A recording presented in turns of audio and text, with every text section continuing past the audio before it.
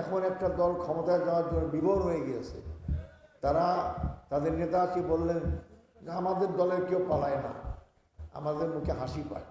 যিনি বলছেন তিনি তো 17 বছর বাংলাদেশেই ছিলেন না, তিনি তো বাংলাদেশ থেকে পালিয়ে গিয়েছেন এবং শোনা যায় যাওয়ার সময় নাকে খত দিয়েছেন যে আমি জীবনে রাজনীতি করব না। তিনি আজকে সে বড় বড় কথা বলেন।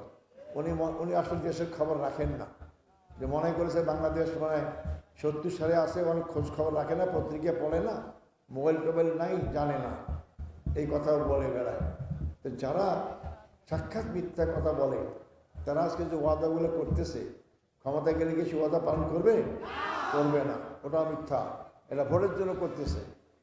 আবার এটা যখন দেখলো যে মানুষ ধরা পড়ে গেছে, এখন বলে জামাত ইসলামী ধর্ম নিয়ে রাজনীতি করে, ওরা জান্নাতের টিকিট বিক্রি করে।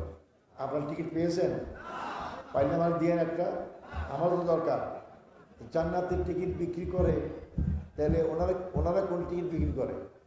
জান্নাতের বাইরে আর কি আছে ভাই? তাহলে ওইটা টিকিট বিক্রি করেন ওনারা।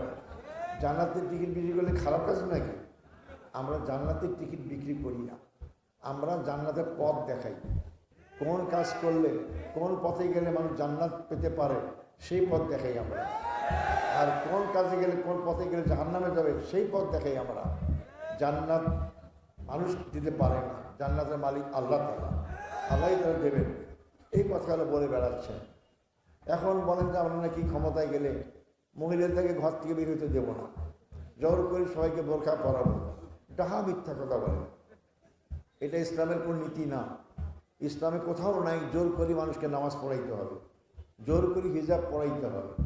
ইসলাম মানুষকে দাওয়াত দেয়, মানুষকে বুঝায়, যে বুঝবে সে মানবে, যে মানবে না তার জবাব সে আল্লাহর কাছে দেবে, মানুষের কাছে দিতে হবে না। অথচ বলে বেড়ায়। এটাও যখন আমরা উত্তর দিলাম ধরা পড়ে গেল, তখন অন্য কথা বলা শুরু করছে। এখন বলে যে আমার নাকি গুপ্ত সংগঠন।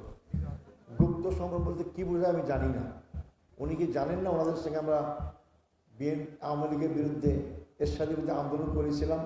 তখন কি গুপ্ত ছিলাম? গুপ্ত হলে উনি ছিলেন, উনি দেশে ছিলেন। আমরা গুপ্ত হলে জেল খাটলাম কীভাবে? গুপ্ত মানুষকে ধরা যায় না। আমরা প্রকাশ্যে ছিলাম বলে তো জেল খাটলাম, প্রকাশ্যে ছিলাম বলে তো আমাদের ফাঁসি হুকুম হয়েছিল। এই সমস্ত আজগুবি কথা বলে। আমি অনেক জায়গায় বলতাম, এটা কী মাস ভাই? বাংলা কী মাস? মাঘ মাস। মাঘ মাসের কুকুর কিন্তু খারাপ, মাথা খারাপ হয়ে যায়। আমার মনে হয় কিছু মানুষও মাঘ মাসের আসর পড়েছে, যার ফলে কী বলে কী বলতে পারে সেটা টের পাচ্ছে না।